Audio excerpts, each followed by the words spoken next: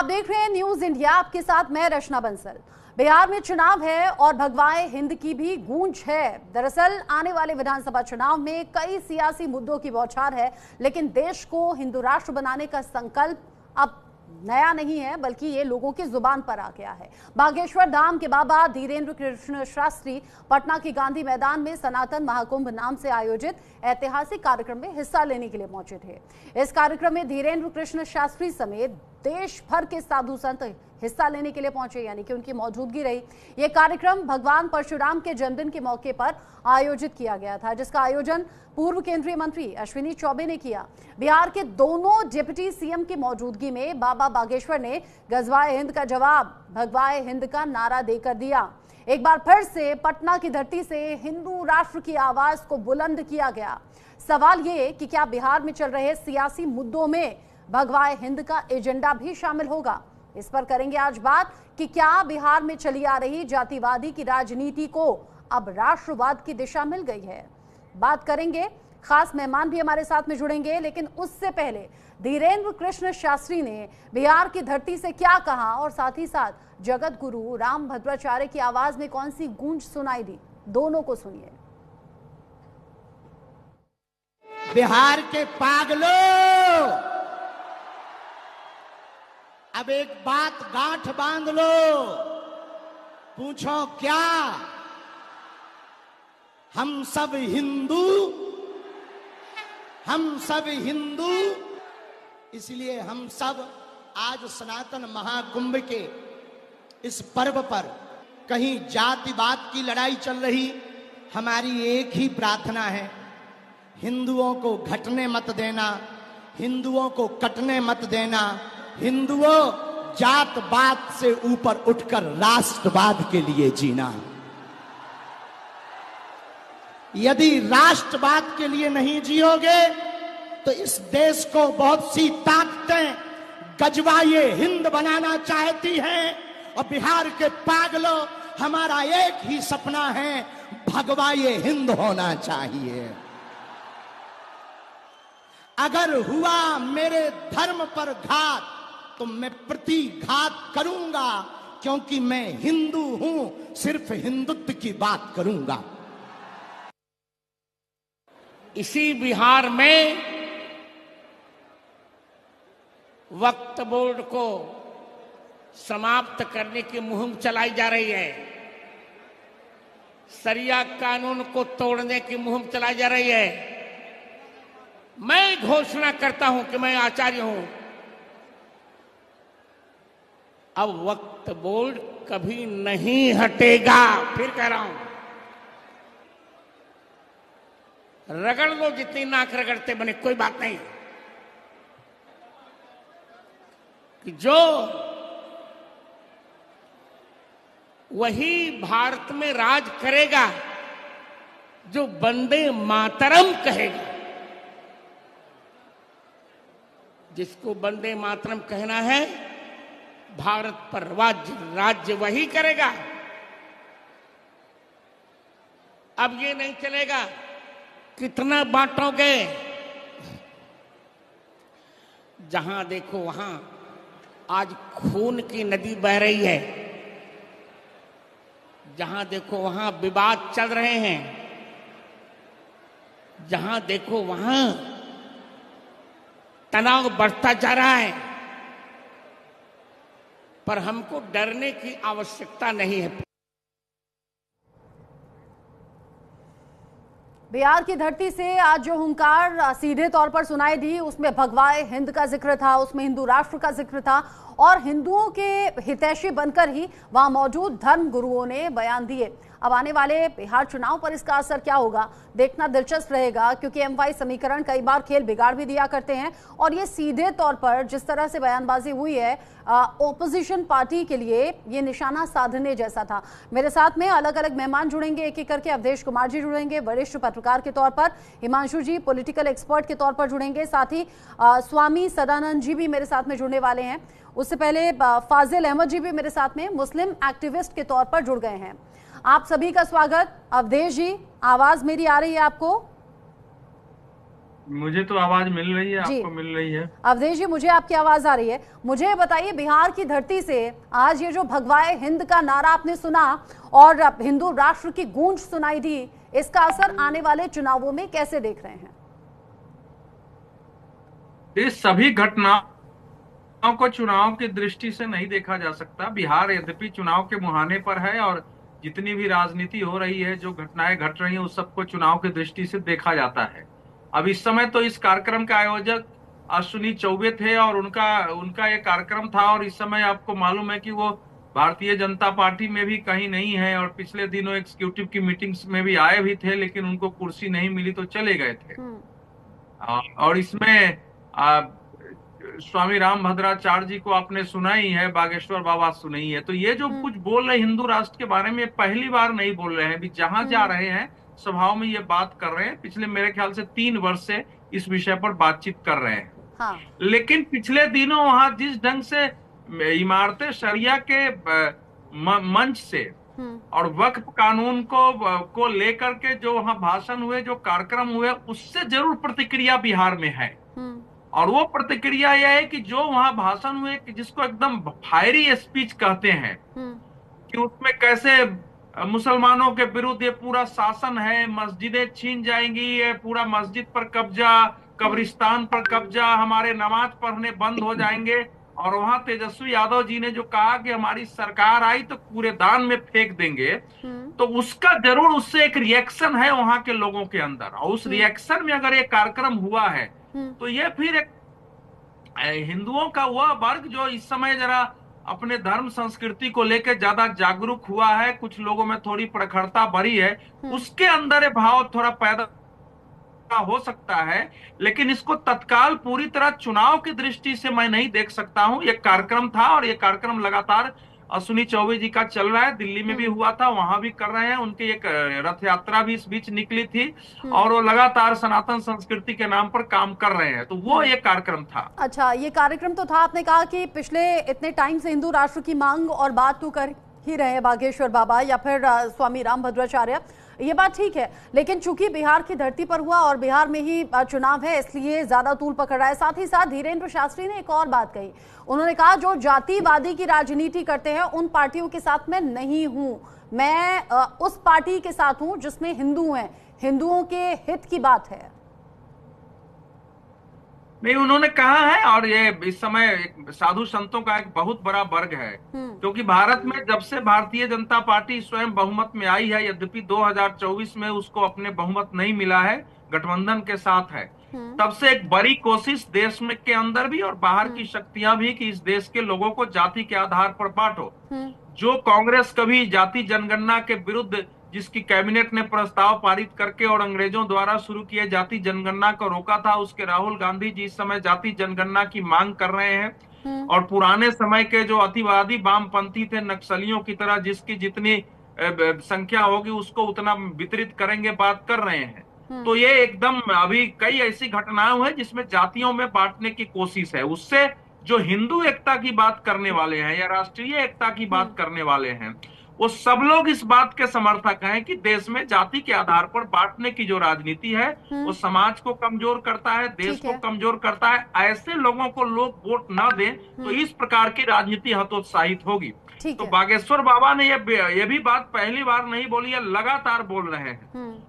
और लगभग राम भद्राचार्य जी का जितना मैंने सुना है उसमें भी ये भाव था कि मैं एक आचार्य हूं और जाति से ऊपर उठकर बात करने के लिए आह्वान कर रहा हूं। तो वो कर रहे हैं उसमें। और इस सब का राजनीतिक मैसेज तो है ही है, यानी जो हमारे समर्थक हैं वो ऐसी पार्टियों के साथ न जाए, क्योंकि मैं उनके साथ नहीं हूं जो जाति के आधार पर समाज को बांटते हैं। तो इसके राजनीतिक मैसेज तो हो सकते हैं। हाँ। लेकिन इन लोगों ने वहां कोई चुनाव की दृष्टि से जाकर के ये भाषण दिया हो, वो लक्ष्य रहा हो। लेकिन ऐसा ही होता है ना, चुनावी समीकरण ऐसे ही साधे जाते हैं और ऐसे ही चुनावी माहौल में फायदा पाने के लिए या फिर जो वोट बैंक है उसे साधने के लिए कुछ इसी तरह की कोशिशें होती हैं। और हर कोई बिहार में आज होने वाले इस महाआयोजन को आने वाले चुनावों से जोड़कर देख रहा है। फाजिल अहमद जी, अगर खुले तौर पर बिहार की धरती से हिंदुओं की बात हुई, हिंदू राष्ट्र की बात हुई, आपको लग रहा है कि आज इन महात्माओं का जो आशीर्वाद है मौजूदा सरकार को मिलेगा? देखिए, बिहार में एक बंदोपाध्याय कमेटी बनी। उस कमेटी ने सरकार को ये रिपोर्ट दिया कि बिहार की 5% सवर्ण जातियों की आबादी है। जाति जनगणना में भी वो डाटा आ गया। बिहार के 5% सवर्ण जातियों के लोगों के पास बिहार की 95% जमीनें उनके पास है।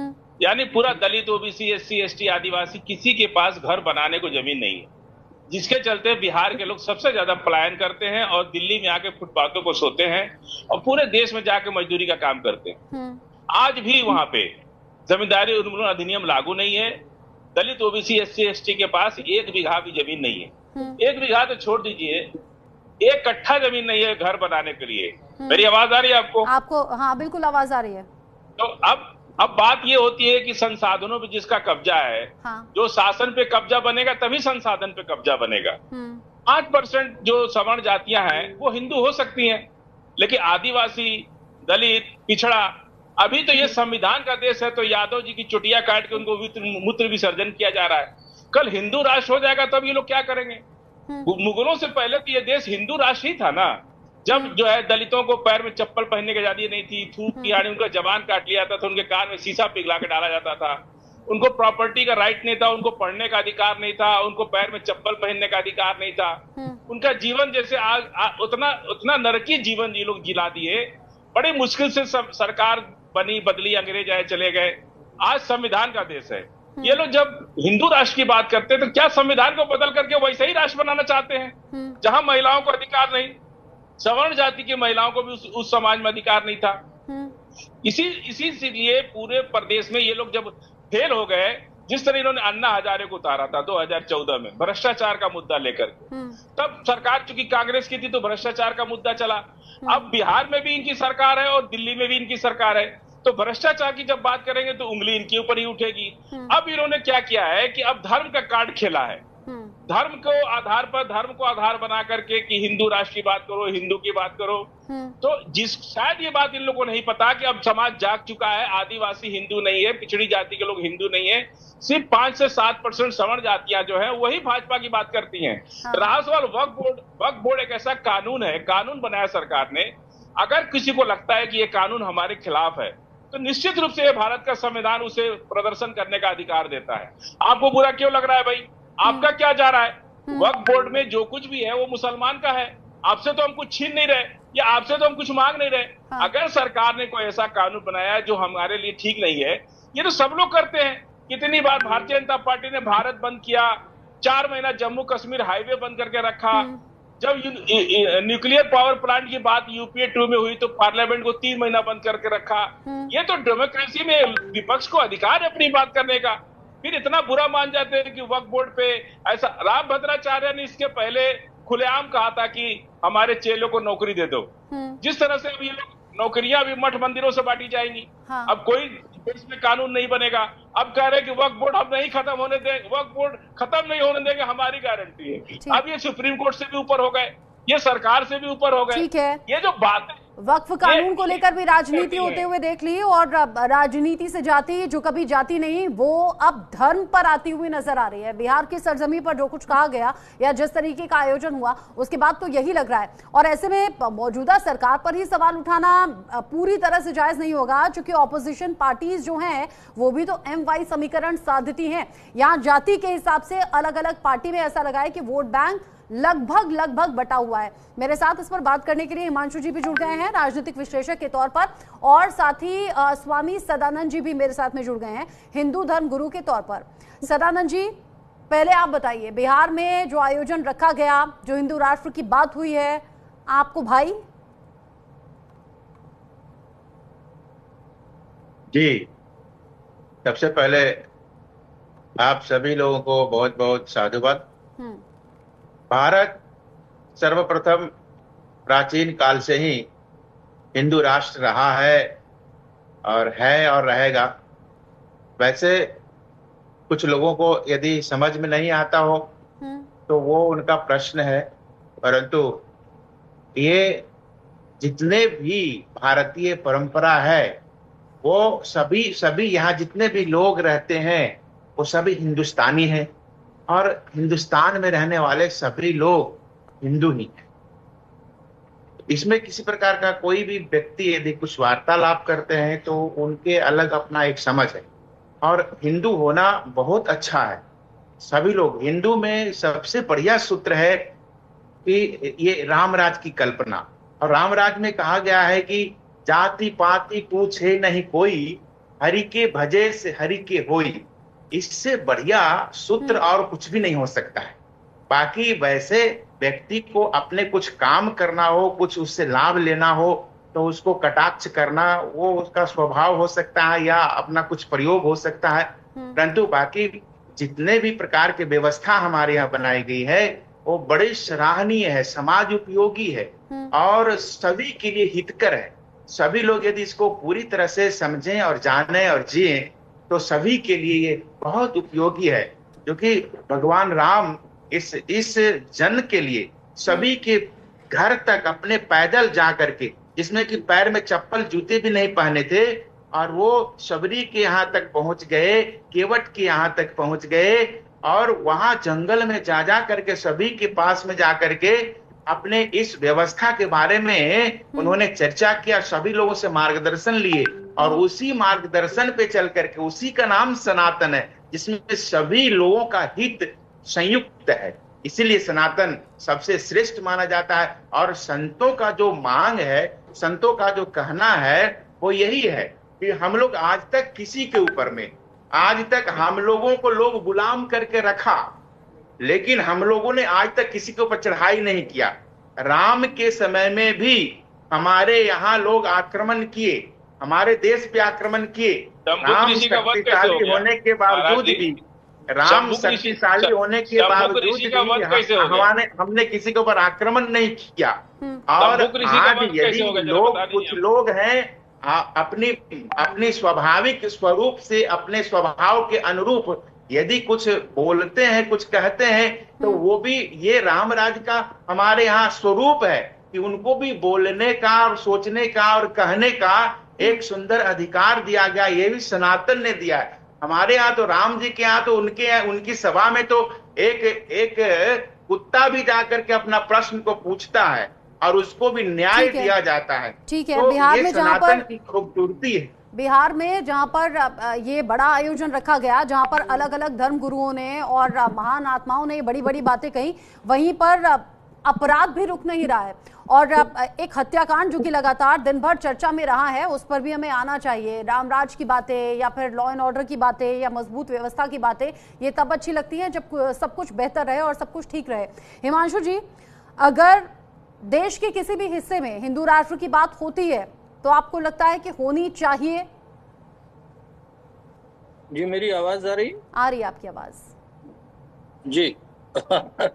अब मेरे ख्याल से राष्ट्र अपने आप में परिभाषित है और वो संविधान से चलता है। और संविधान में क्लियरली साफ तौर पे है, आपत्ति आप कर सकते हैं, लेकिन जैसे भाजपा की भी पार्टी बनी तो उन्होंने भी अपने उद्देश्यों में जो नीति निर्देश थे उन्होंने उसमें लिखा कि वो गांधीवादी समाजवाद लाना चाहते हैं और वो सेक्युलरिज्म वर्ड उन्होंने भी इस्तेमाल किया। बहस सिर्फ तर्जुमे पे आती है कि पंथ निरपेक्षता या धर्म निरपेक्षता, क्योंकि हमारे यहाँ धर्म व्यापक रूप में इस्तेमाल होता है शब्द धार्यते इति धर्म, धारण करने योग्य को ही धर्म कहते हैं, राष्ट्र धर्म, तमाम धर्म। तो उस तरीके से भाई पति धर्म, बेटों का, संतान का धर्म, तो इस तरीके से हम विभिन्न रूप में धर्म को परिभाषित करते हैं, कर्तव्य के रूप में, प्रवृत्ति के रूप में। लेकिन संविधान से देश चलता है, किसी अन्य किताब से तो देश नहीं चलता है। जहां थियोक्रेटिक स्टेट होंगे, जहां इस तरीके के किसी धर्म अवलंबी होकर के राज्य की व्यवस्था होगी, हमारे यहाँ धर्म सत्ता राज सत्ता को निर्देशित नहीं करती है। हम संविधान से चलने वाले देश हैं, लिहाजा हमारे संविधान में जो परिभाषित है, यदि उसमें हिंदू राष्ट्र है तो हम हिंदू राष्ट्र माने, यदि नहीं है तो कोई भी व्यक्ति जो हिंदू राष्ट्र की बात कर रहा है वो कर सकता है अपने नित्य रूप में। लेकिन संवैधानिक स्तर पर यदि वो ऐसी बात करता है तो मेरे विचार से वो संविधान सम्मत नहीं है। और जहां तक बाबाओं का प्रश्न है, भाई बाबा अपना तय कर लें कि बाबा लोग जो है नेतागिरी करना चाहते हैं या वो धार्मिक वो करना चाहते हैं, तो एक बार तय कर लें और घोषणा कर लें। वो ये पाखंड की आवश्यकता नहीं है। देश में हर व्यक्ति स्वतंत्र है कि वो जो भी विचार रखना चाहे या राजनीतिक चुनाव लड़ना चाहे, ऐसी कोई आपत्ति नहीं है। कोई मौलवी पादरी या कोई पंडित चुनाव नहीं लड़ सकता है। बिल्कुल साधु संत लड़ सकते हैं यदि वो देश के स्वतंत्र नागरिक हैं। तो फिर वो ये मतलब इस तरीके का अनावश्यक पाखंड की आवश्यकता नहीं है। हाँ, वो प्रवचन दे सकते हैं, लेकिन यदि वो दलीय राजनीति में या चुनावी राजनीति में हस्तक्षेप करते हैं तो मेरा उनको सुझाव है, हालांकि वो स्वतंत्र लोग हैं। और रही बात जहां तक रामचंद्र जी की बात है, तो देखिए हम तो ये चाहेंगे कि राम राज्य आ जाए, क्योंकि राम राज्य तो वो राज्य है ना जहां जिसमें एक धोबी को भी आलोचना करने की स्वतंत्रता है। तो ये स्वतंत्रता यदि किसी राज्य में हो, किसी नागरिक को जेल में न डाल दिया जाए, किसी नागरिक के ऊपर मुकदमेबाजी ना हो, उसके पीछे तमाम संस्थाएं सरकारी न लगा दी जाए, पुलिस महकमे न लगा दिए जाए। क्या रामचंद्र जी ने ये कहने और सुनने में ये सब बातें बहुत अच्छी लगती हैं, लेकिन एक्चुअल में अगर प्रैक्टिकली देखें तो ऐसा कभी हो सकता है क्या, या फिर हुआ है क्या? ये दावे तो बहुत बड़े बड़े हैं। जंगल राज की बातें अभी भी सामने आती हैं और घटनाएं अभी भी हो रही हैं, अपराध अभी भी हो रहे हैं। लेकिन अवधेश जी, बिहार की राजनीति, इनफैक्ट देश की राजनीति में जाति जो कभी जाती नहीं, क्या जाति वाला तोड़ अब ढूंढ लिया है क्या मौजूदा सरकार और पार्टियों ने, खासतौर से एनडीए ने, जहां बात अब धर्म की हो रही है, धर्म गुरुओं के जरिए हो रही है? देखिए, ये जो आयोजन था इसमें तो भाजपा थी न जनता दल यू थी न उसका कोई अंग था।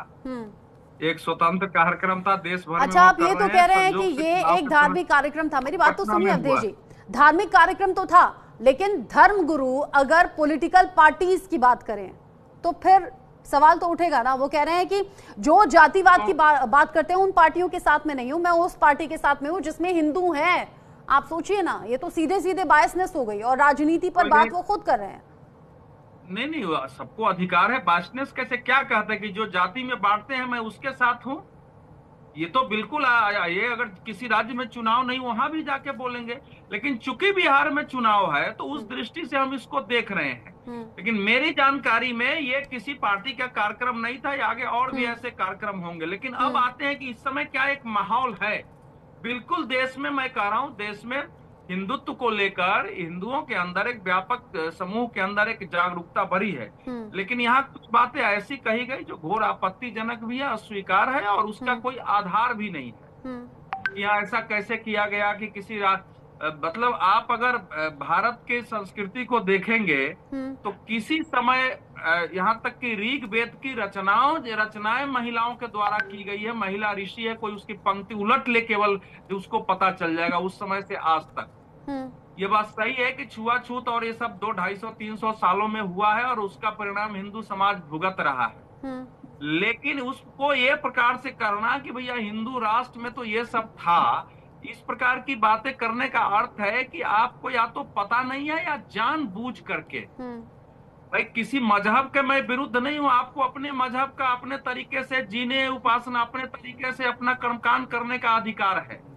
लेकिन जहां तक स्त्रियों के अधिकार का प्रश्न है, तो जहां पूरा का पूरा आज भी एक हिजाब और बुर्के के लिए दबाव डाला जाता हो, महिलाओं को आंदोलन करने के पद लेने तक का निषेध हो, उसमें अगर ये कहा जाए कि यहाँ तो महिलाओं को, अरे भाई पर्दा प्रथा हमारे देश में आई ही बाहरी आक्रमण के बाद। हमारे यहाँ पर्दा प्रथा की कोई नहीं थी, लड़कियां स्वयंवर करती थी।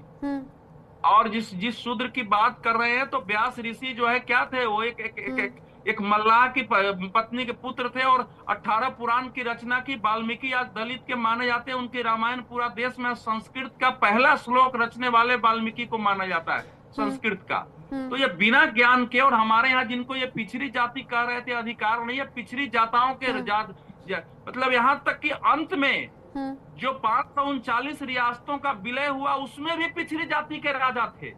आज जो जाट है, गुर्जर है, यादव है, उन सब के राजा थे, कुर्मियों के राजा थे। तो हमारे यहाँ ये पिछड़े अगड़े का कोई विचार ही नहीं था, सब अंग्रेजों के दिए हुए नाम है। लेकिन इस समय कुछ शक्तियां जानबूझकर झूठ फैला के, चूंकि समाज में 100-200 साल की एक जातिवादी व्यवस्था रही है, उसको फैलाने की कोशिश कर रहे हैं। तो अगर जो साधु संत है, अगर संपूर्ण हिंदू समाज के एक होने की बात करते हुए आगे बढ़ रहे हैं और हिंदू राष्ट्र, उनका हिंदू राष्ट्र की वो बात करते हैं, तो हिंदू राष्ट्र का मतलब ये नहीं है कि लाल किले पर कोई भगवा झंडा फहरा देना है या भारत के संविधान को बदल देना है, तिरंगा झंडा उठा देना है और चुनाव में केवल हिंदू ही वोट डालेगा। हिंदू राष्ट्र एक संस्कृति की बात होती है।